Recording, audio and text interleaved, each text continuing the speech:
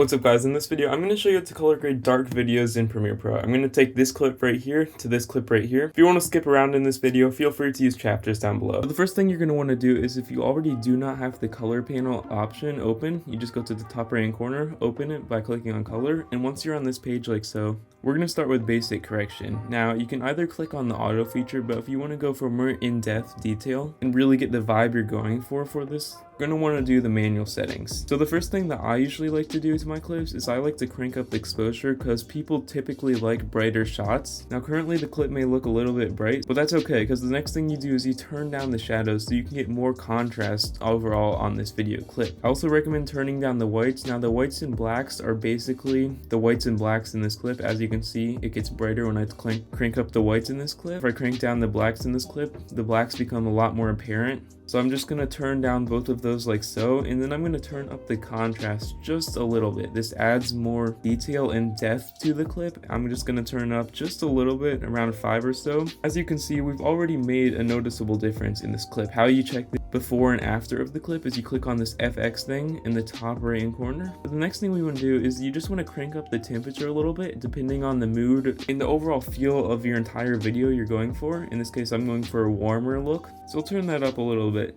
And then we just want to head down over here into creatives. Now the creative panel is where you can start to give your video a certain look. In this case, I'm going to go for a little bit more faded film because I don't want this to be as glossy. So I'm just going to crank that up to 18.5. And what sharpen does is it really brings out each individualized pixel in the video. As you can see, when I crank it down to -100, it makes it almost blurry, like a Gaussian blur. But if we crank it up all the way, it makes everything sharp and like pokey almost. So I'm just barely going to turn that up a bit. Then we want to add some vibrance. Now vibrance basically is the same as saturation, meaning it increases the colors that you see in the shot. As you can see, when we crank it down all the way, it's almost black and white. I recommend experimenting with this, and saturation will make a lot of the leaves in the nature a lot more vibrant in this video. As you can see, it already looks a lot better than it did the first time. Then we just go down here into HLS secondary, which HLS secondary is how you can actually change the individualized colors in this clip. How you do this is you click on the eyedropper tool, which is right here, and then you can actually select a certain color in this clip that you want to change. In this case, I'm going to choose the bridge because it's a nice light gray color. Select the little spot on it like so, and then you just want to increase this a little bit. As you can see,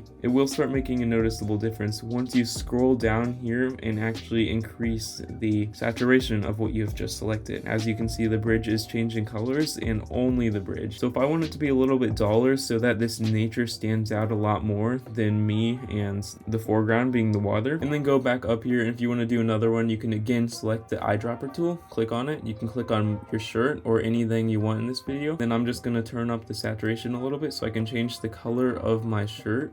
And there we go. I've just increased the color of my shirt to make it look a lot more purple and look a lot more vibrant. But if you want to see how Premiere actually thinks you should color grade this clip, you just click on the clip itself, then you go to luminary color and effects controls. And as you can see, we've got this graph right here. Now this graph, you sort of want all the lines right here in the 50 percentile range, because as you can see, if we go back to basic correction and crank up the exposure all the way, these lines up here in the top left hand corner will go all the way up to the top. You basically just want these in the middle. If we go all the way down, all the lines are coordinated at 10. You want them around 50 for average, so it's pretty good. What we have right now, none of them are at 0, but none of them are at 100%. And finally, if you just want to add a vignette, which is at the very bottom and still in correction, you click on it, and you can see the color graphs are changing depending on what you do. So in this case, I'm just going to add a little bit of a vignette so that I can have my focus more directed towards the middle, and add a little bit of feather, which basically is the amount that the faded circle fades in over time in the image. As you can see, this is on 0% and this is on 100%. I'm just going to increase it a little bit so it's more gradual. And this is our final product. How you see the before, click on the FX, and this is the after. And it's simple as that. If you found this video helpful, leave a like down below and share this with a friend who also needs to learn how to color grade.